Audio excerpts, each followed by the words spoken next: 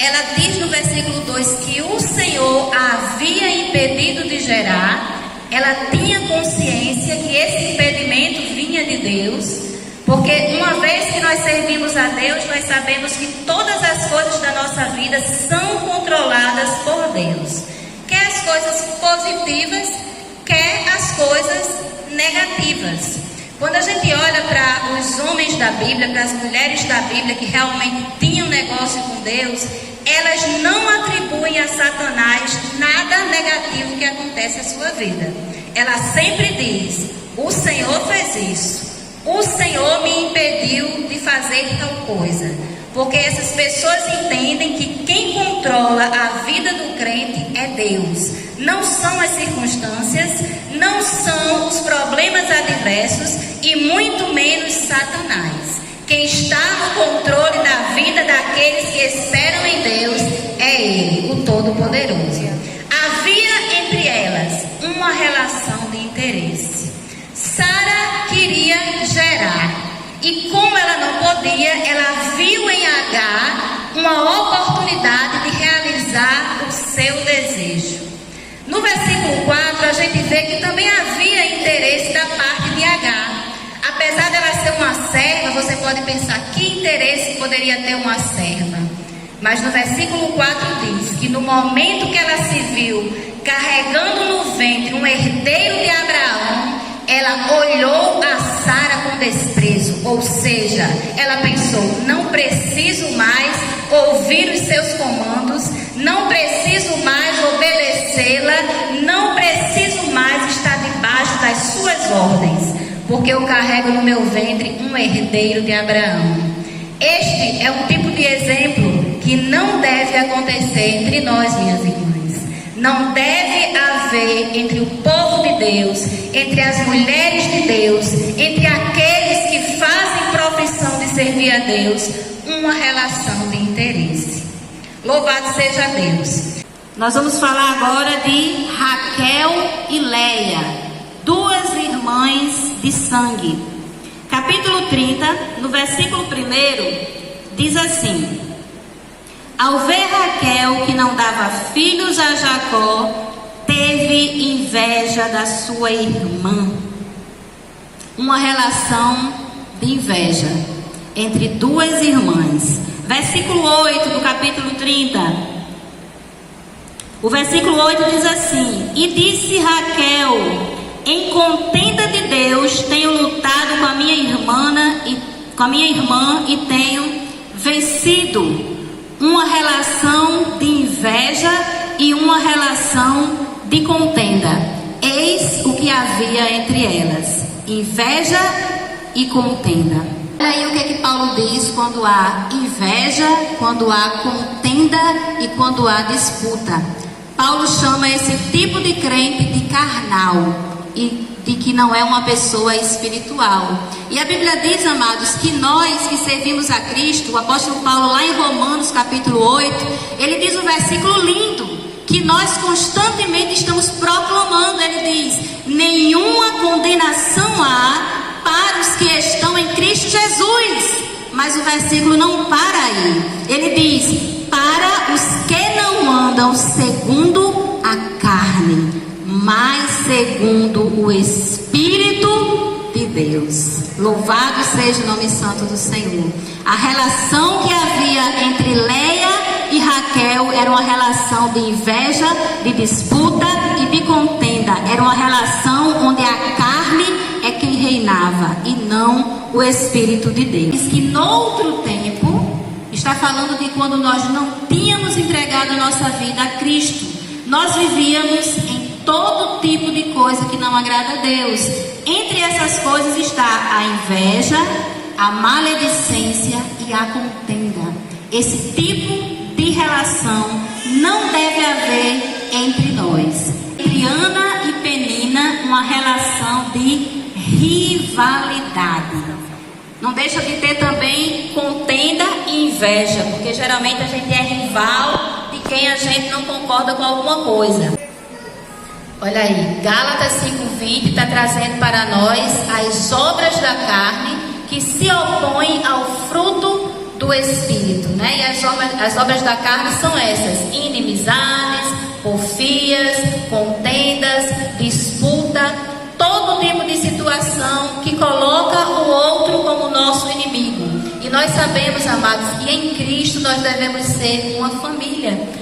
Nenhum de vocês pode ser minhas inimigas, nem eu posso ser inimiga de vocês. Nós estamos aqui para andarmos de mãos dadas a caminho da Nova Jerusalém. Louvado seja o nome santo do Senhor. Bom, nós temos um outro exemplo de uma relação que acontecia entre elas de forma negativa. Está no livro de 1 Reis, capítulo 3, versículo 20. Essa história aqui está falando de duas mulheres prostitutas que moravam numa mesma casa. Ambas engravidaram no mesmo período. Uma daquelas mulheres teve o seu filho e 3 dias depois a outra também deu à luz. E conta a história que aquela mulher que deu à luz 3 dias depois, uma certa noite ela dormindo, virou-se sobre o seu filho e o matou. E ela se levantou de meia-noite, pegou a criança morta, colocou junto da outra mulher e pegou a criança viva e ficou com ela. E diz a Bíblia que ao amanhecer o dia, a mãe percebeu que a criança morta não era seu filho e levou essa causa diante do rei Salomão. O que havia entre essas mulheres? Havia uma relação de mentira e havia também imoralidade sexual, porque a Bíblia diz que ambas eram mulheres prostitutas. Então, além das duas terem uma vida de imoralidades sexuais, elas tinham uma relação de mentira e de engano entre elas. E esse tipo de relação, irmãs, não pode persistir no meio daqueles que servem a Deus, no meio daqueles que se chamam cristãos, no meio daqueles que pregam um Cristo que morreu de braços abertos por amor. Mas a prostituição e toda a avareza nem ainda se nomeia. Nomear não é fazer, é falar. Para vocês verem como as coisas de Deus são sérias. Às vezes, amados, a gente está tão acostumada com esse mundo perdido no qual a gente vive, né? Onde o sexo tem se tornado uma coisa tão banal, onde a imoralidade sexual tem se tornado algo tão patente diante dos nossos olhos, que a gente começa a falar como as pessoas que não têm a Cristo falam, a agir como as pessoas que não têm a Cristo agem. Mas o versículo diz que não haja nem menção, ou seja, você não pode nem pronunciar algumas coisas da maneira que o mundo pronuncia, porque isso é abominável e não convém àqueles que servem a Deus. A testemunha verdadeira livra as almas. Então, a mentira e o engano era o que havia na relação entre aquelas duas mulheres. A Bíblia diz o quê? Que quando elas levam a questão a Salomão, como o rei era um homem que tinha o Espírito de Deus de sabedoria, a Bíblia diz que ele pega uma espada e ele dá a sentença: partam a criança ao meio. E a Bíblia diz, amados, que a mulher, a verdadeira mãe, se moveu nas suas entranhas pelo seu filho. E enquanto a outra dizia: pode partir, nem meu nem dela. Olha só o que a mentira e o engano promove: a falta de amor, né? A falta de compaixão. Você chegar ao ponto de você não se importar que uma vida seja ceifada só para você não reconhecer o seu erro, só para você não reconhecer que mentiu e que enganou. Assim se comportava aquela mulher. Mas a verdadeira mãe, ela disse: não, rei, entrega o menino para ela. E a Bíblia diz que através da sinceridade daquela mulher, o rei entrega novamente o seu filho e ela sai dali de posse da vitória. Porque onde há verdade, há a direção de Deus, há a presença de Deus, há a vitória de Deus, a bênção de Deus no meio daqueles que falam a verdade. Pois a Bíblia diz, amados, que aqueles que usam de engano não permanecerão na presença do Senhor. Os ímpios não permanecerão na congregação dos justos. Não sou eu que digo, é a palavra de Deus. Louvado seja o nome do Senhor.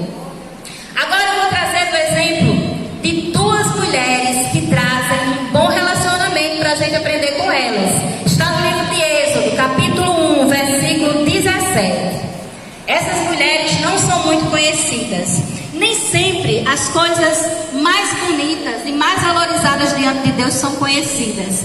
Tem muitas pessoas no anonimato que estão agradando a Deus na terra. Aleluia! A estas pessoas Deus está vendo, está contemplando e está preparando um futuro de vitória.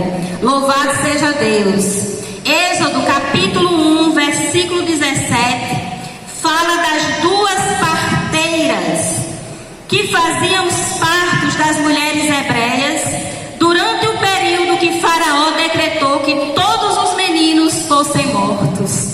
O versículo 17 diz assim: mas as parteiras temeram a Deus e não fizeram como lhes mandou o rei do Egito, mas preservaram com vida os meninos. E eu digo glória a Jesus, porque no meio deste mundo corrompido, amados, que nós estamos vivendo, existe ainda pessoas que temem a Deus. Aleluia!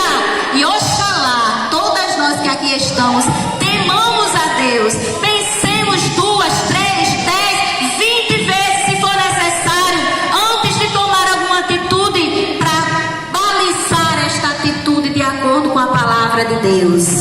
Vamos ver algumas referências que falam sobre temor a Deus e sobre andar em concordância.